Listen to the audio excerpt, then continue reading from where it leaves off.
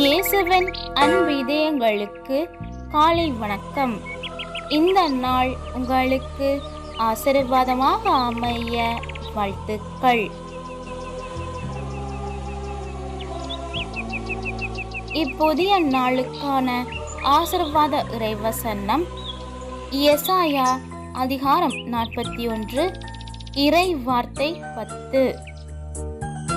அஞ்சாதே, நான் உன்னுடன் இருக்கிறேன், கலங்காதே, நான் உன் கடவுள், நான் உனக்கு வலிமை அளிப்பேன், உதவி செய்வேன், என் நீதியின் வலக்கரத்தால் உன்னை தாங்குவேன்.